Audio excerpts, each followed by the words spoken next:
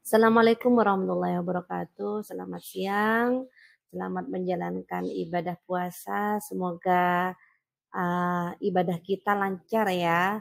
Nah, sebelum kita memasuki waktu buka puasa, ini sambil menunggu waktu buka puasa, saya sedikit akan mengajak para ibu-ibu semua di sini, terutama ibu-ibu yang menyusui, berdiskusi tentang ASI. Apakah dalam masa Ramadan ini ibu-ibu menyusui tidak diperkenankan untuk berpuasa? Nah, ini yang terjadi ya, selama ini yang terjadi banyak ibu-ibu yang tidak melakukan puasa karena dengan alasan saya menyusui, nanti ASI saya akan berkurang, seperti itu ya. Nah, padahal banyak cara yang bisa kita lakukan agar supaya kita tetap melakukan ibadah puasa selama 1 bulan penuh ya, kemudian eee, melakukan aktivitas atau ibadah apapun ya, eee, dan terutama di sini tetap memberikan ASI penuh kepada bayinya, seperti itu. Karena memang tidak ada alasan sebenarnya ya untuk kita tidak menghindari segala ibadah di saat bulan Ramadan ini sangat disayangkan. Padahal kita tahu caranya bagaimana uh, untuk memperlancar ASI begitu. Karena memang tidak menutup kemungkinan ya semua ibu itu mengharapkan memiliki bayi yang sehat, ya, yang cerdas, yang tidak sakit seperti itu ya. Saya tahu betul bagaimana rasanya menjadi seorang ibu seperti itu ya. Jadi namun hal ini tidak bisa kita hindari juga. Kita juga bisa melakukan ibadah secara maksimal begitu ya. Nah, langsung saja ini berikut ya adalah bagaimana cara atau tips agar supaya di saat bulan puasa tetap berjalan puasanya selama 1 bulan penuh, kemudian ASI tetap diberikan dengan tidak mengurangi kualitas ASI tersebut begitu ya. Jadi kita sekarang kupas tuntas ya ibu-ibu ya. Yang pertama di sini disarankan untuk mengkonsumsi makanan yang bernutrisi. Nah, ini tidak kalah penting di mana-mana ibu ini di sini harus tahu ya, makanan bernutrisi seperti apa. Apakah di sini banyak nasinya ya, lauknya sedikit ya. Makanan bernutrisi di sini adalah makanan yang harus dipenuhi dengan cara harus seimbang antara proteinnya, kemudian seratnya, lemaknya, ya vitaminnya. Jadi harus seimbang. Artinya di sini pada saat kita berpuasa, kita apalagi sudah tahu kondisi kita menyusui. Jadi harus mengetahui apa yang harus dimakan. Contohnya kita harus banyak memakan uh, daging ya ataupun ikan laut ya dan perbanyak perbanyak juga makan sayur-sayuran sehingga hal itu juga membantu untuk memperlancar ASI seperti itu. Misalkan ada rasa khawatir masih tetap di mindset kita kalau kita berpuasa akan mempengaruhi produksi ASI. Ibu-ibu di sini tidak perlu khawatir karena memang ASI itu untuk memproduksi ASI tersebut bisa mengambil dari sebagian lemak yang ada di dalam tubuh ibu sendiri seperti itu karena memang puasa itu sebenarnya kan menahan menahan untuk tidak makan di beberapa jam saja. Nah, bagaimana untuk memenuhi itu? Jadi kita penuhi pada saat kita berbuka puasa dan pada saat sahur seperti itu ya. Yang kedua adalah banyak minum air putih. Salah satu cara untuk meningkatkan produksi ASI adalah dengan meminum kebutuhan air di dalam tubuh kita ya, meminum air putih.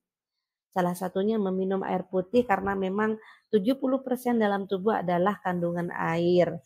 Jadi bagaimana sih untuk memenuhinya itu juga ada caranya. Jadi bagi kita yang normal sekarang artinya yang tidak menyusui itu minimal 8 gelas ya dalam sehari. Namun bagi ibu-ibu yang menyusui minimal adalah 10 gelas air putih yang harus diminum seperti itu. Loh kok banyak? Bagaimana sih caranya? Nah caranya yang pertama adalah pada saat bangun tidur adalah 1 gelas ya, 1 gelas air putih yang harus diminum. Kemudian setelah sahur ya, setelah sahur itu 3 gelas air putih yang harus diminum. Kemudian sebelum berbuka puasa adalah 2 gelas air putih yang harus diminum, kemudian menjelang tarawih itu 2 gelas air putih yang harus diminum, dan yang terakhir adalah di sini, sebelum tidur 2 gelas air putih, harus diminum oleh ibu, seperti itu ya. Jadi, misalkan malam hari kita terbangun karena memang, si kecil bangun untuk menyusui, boleh tidak minum air putih lagi? Sangat boleh ya, karena memang yang dianjurkan adalah minimal, paling sedikit adalah 10 gelas ya. Namun jika lebih dari 10 gelas itu sangat bagus seperti itu ya. Karena memang dalam tubuh 70% adalah kandungan air seperti itu. Dan yang ketiga di sini minum susu ibu menyusui ya. Jadi sekarang banyak ya produk-produk susu khusus untuk ibu menyusui, itu juga boleh dikonsumsi selain meminum air putih seperti itu, karena memang di dalam susu ya, susu ibu menyusui itu juga sudah terfokus kandungannya. Selain untuk kebutuhan ibu, di sini juga berfungsi atau berfungsi untuk kebutuhan bayinya atau nutrisi yang dibutuhkan oleh si bayi. Vitamin-vitamin yang ada di susu ibu menyusui itu juga sudah difokuskan di situ seperti itu. Dan yang keempat adalah minum ASI booster yang mengandung vitamin. Nah, ini yang lagi viral ya, yang lagi marak-maraknya sekarang, bukan hanya susu yang khusus untuk ibu menyusui, namun ada beberapa makanan yang memang dikhususkan ya untuk memenuhi kebutuhan ASI atau meningkatkan produksi ASI dengan kualitas yang tinggi. Sekarang banyak yang dipromosikan ya, beberapa makanan seperti biskuit mungkin ya, atau obat-obat yang obat-obat atau makanan yang bisa dijadikan ASI booster ya, yang memang dikelola khusus untuk ibu menyusui seperti itu. Dan yang kelima adalah waktu tidur yang cukup. Nah, ini ya, karena memang sekarang itu banyak ibu-ibu yang keren, tidak mau kalah gaul, tidak mau kalah eee apa ya, tidak mau kalah tentang pengetahuan-pengetahuan yang ada di medsos seperti itu ya. Namun perlu ibu ketahui ya, pada saat malam hari kurangi begadang dan kurangi memain gadget ya. Artinya di sini pada saat malam hari harus niat dalam hati ya, fokus untuk mematikan data seluler ya, mematikan data seluler, di-off-kan terlebih dahulu agar supaya kita bisa maksimal dalam melakukan istirahat. Karena memang tidak bisa dipungkiri pada saat kita menyusui anak kita malam hari akan terbangun untuk apa? Untuk meminum ASI, karena memang rata-rata atau memang secara teori bayi itu eee, lebih banyak mengkonsumsi ASI di malam hari dibandingkan di pagi atau siang hari seperti itu. Yang keenam adalah pijat payudara di malam hari. Lah ini ya, selain juga berfungsi untuk memperlancar ASI, ini juga membantu merilekskan tubuhnya ibu ya. Ini yang hal yang paling menyenangkan menurut saya ya. Karena memang eee, pijat itu juga memberikan refleksi secara langsung ya. Kemudian ini juga bisa dibantu oleh si bapak atau si suami ya, karena memang ada yang namanya pijat payudara. Selain itu juga pijat punggung untuk memperlancar produksi ASI. Karena memang pijat punggung itu juga berpengaruh ya untuk meningkatkan hormon oksitosin, yang dimana hormon oksitosin juga membantu meningkatkan hormon prolaktin dalam memproduksi ASI. Ini pijat payudara artinya juga bisa untuk menghindari terjadinya bendungan ASI ya. Kemudian, dengan cara juga kita melakukan pumping ya, karena memang pumping itu juga salah satu trik ataupun cara, melakukan pijat payudara seperti itu. Dan yang ketujuh, memerah ASI waktu sebelum tidur dan sesudah. Nah, ini juga sangat tidak kalah penting ya, karena memang sebagai cadangan ya, eee, khawatir sewaktu-waktu kita tidak bisa memberikan ASI secara langsung ya, karena memang tidak bisa kita ketahui kondisi kita, pada saat puasa seperti apa, begitu ya.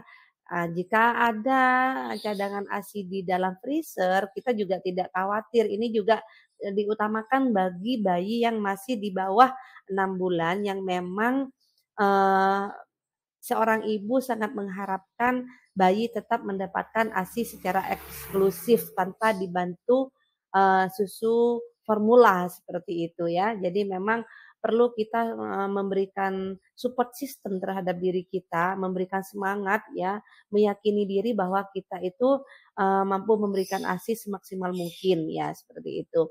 Dan yang terakhir adalah di sini makan buah yang mengandung banyak air lah, di sini tidak harus mahal ibu-ibu ya, banyak di, area sekitar kita yang mungkin, eee, yang jual buah-buah yang murah, contoh seperti semangka ya, kemudian pepaya ya, mangga yang mungkin mangga mateng ya, itu boleh ya dikonsumsi oleh kita, seperti itu. Di mana memang, buah yang mengandung serat, mengandung banyak air itu juga, eee, membantu membantu, memperlancar ASI dan tidak mengurangi kualitas ASI tersebut. Nah, bagaimana ibu-ibu, sudah paham ya? Sudah, bisa dicerna ya?